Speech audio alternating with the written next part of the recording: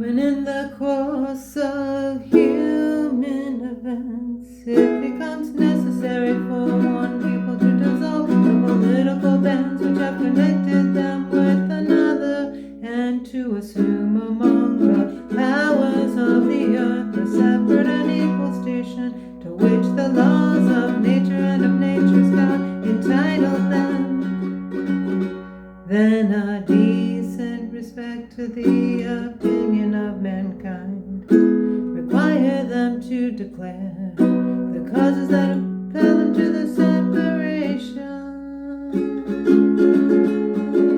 And we hold these truths to be self-evident, that all men are created equal, that they are endowed by their Creator with certain inalienable rights, that among these are life, liberty, and the pursuit of happiness, the pursuit of happiness. And to secure these rights, governments are instituted among men, deriving their just powers from the consent of the governed, that whenever any form of government becomes destructive to these ends, it is the right of the people to alter or abolish it, and to institute new government, laying its foundation on these principles and organizing its powers in such a form so that it may seem most likely to affect their safety and happiness. Safety and happiness. Safety and happiness. Safety and happiness. Safety and happiness.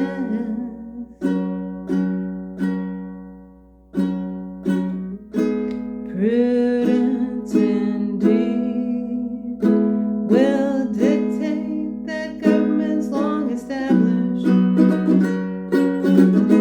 shall not be changed for light or transient reason, and accordingly all experience has shown that mankind are more likely to suffer while evils are sufferable than to right themselves by abolishing the forms to which they are accustomed.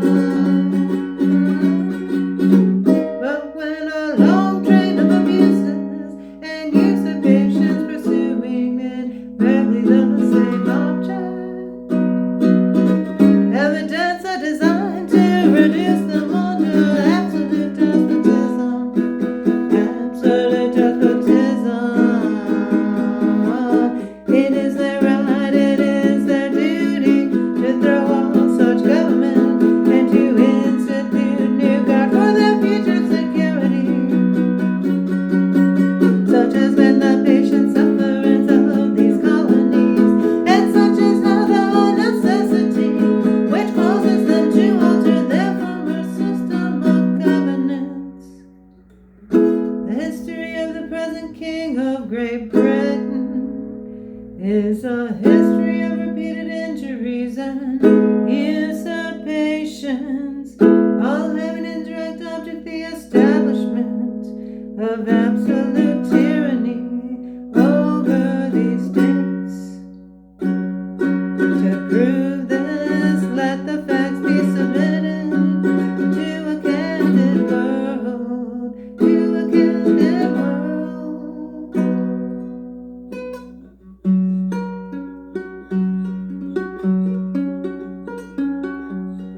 He has refused his assent to laws, the most wholesome and necessary for the public good. He has forbidden his governors to pass laws of immediate and pressing importance, unless suspended in their operation till his assent should be obtained. And when so suspended, he has utterly neglected to attend to them. He has refused to pass other laws for the accommodation of large districts of people,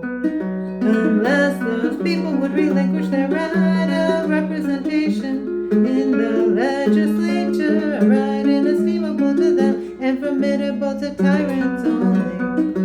Formidable to tyrants only.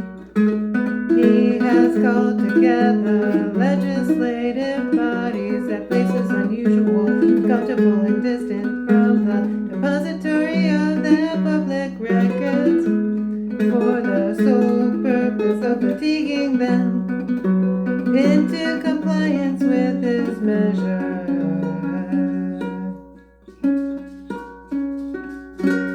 He has dissolved representative bodies repeatedly for refusing with manly firmness his invasions on the rights of the people.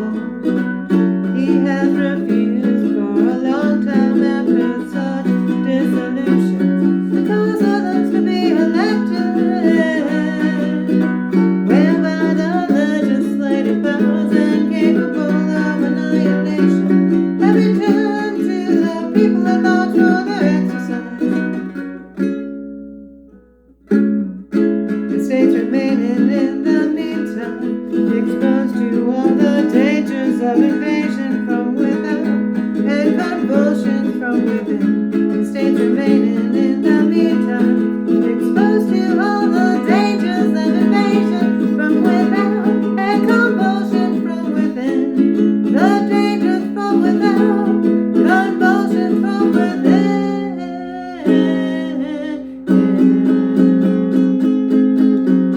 He has endeavored to prevent the population of these states for their purpose, obstructing the laws of the naturalization of foreigners, refusing to pass others for their migration hither, and raising the conditions of new appropriation of land. He has obstructed the administration of justice by refusing his assent to law for establishing judiciary powers. He has made judges dependent on his will alone for the tenure of their offices, the amount and payment of his salaries.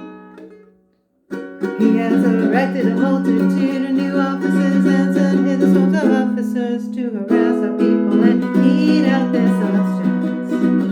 He has kept among us in times of peace, standing armies without the consent of their legislature.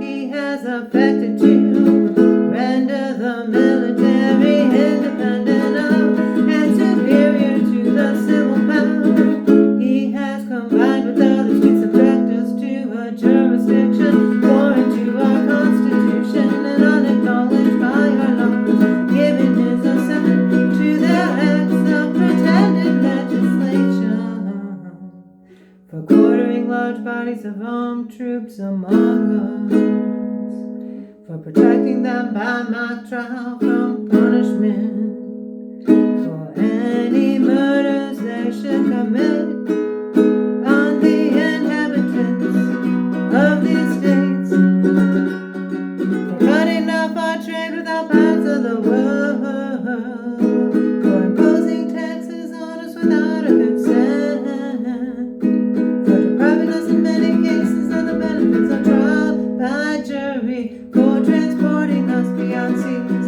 to be tried for pretended offenses, for abolishing the free system of English laws in a neighboring province, establishing therein an arbitrary government and enlarging its boundaries so as to render it at once an example and fit instrument for introducing the same absolute rule into these colonies.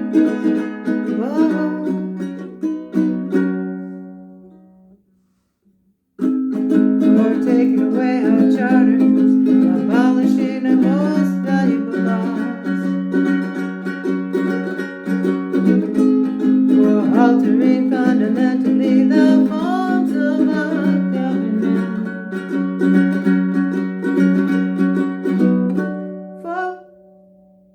suspending our own legislature and declaring themselves invested with power to legislate for us in all cases whatsoever.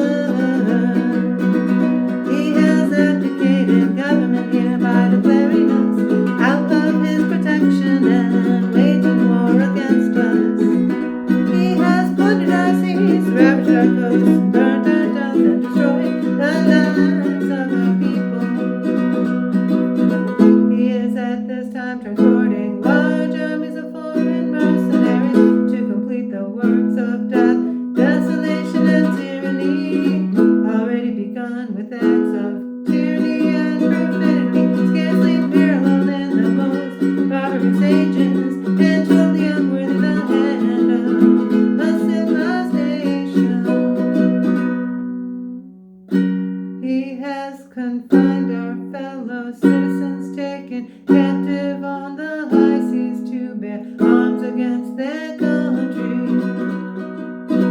to become the executioners of their friends and brethren, or to hold themselves by their hands.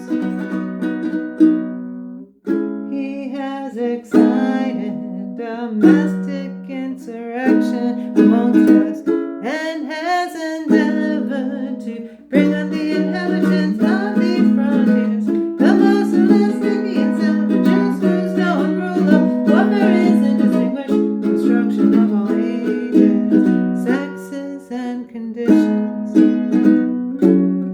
In every phase of these oppressions,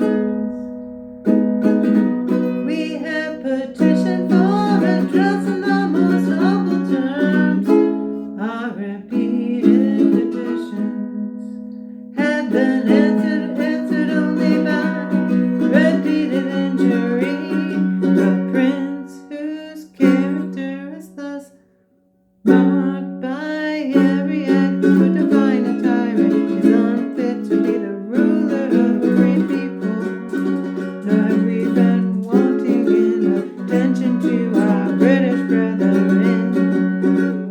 We have warned them from time to time of the attempts of their legislation to extend an unwarrantable jurisdiction over us. We have reminded them of the circumstances of our immigration and settlement here. We have appealed to their native justice and magnanimity. We have conjured them by the ties of a common kindred to disavow these usurpations, which inevitably would disrupt our connection and correspondences. They too have been deaf to the voice of justice and consanguinity. We must therefore acquiesce in the necessity to denounce our separation and hold them as we hold the rest of mankind. Enemies in war, in peace, friends. Enemies in war, in peace, friends. Enemies in war, in peace, friends. Enemies in war, in peace, friends.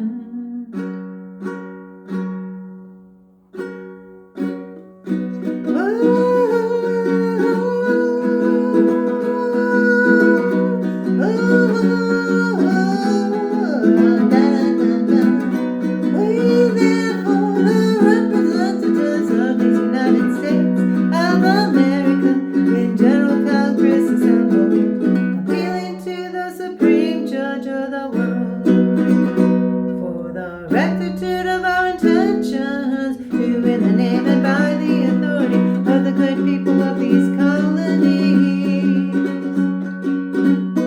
solemnly publish and declare that the United Colonies are and of right ought to be free and independent states, that they are absolved from all allegiance to the British Crown, and that all political connections between them and the state of Great Britain are and ought to be totally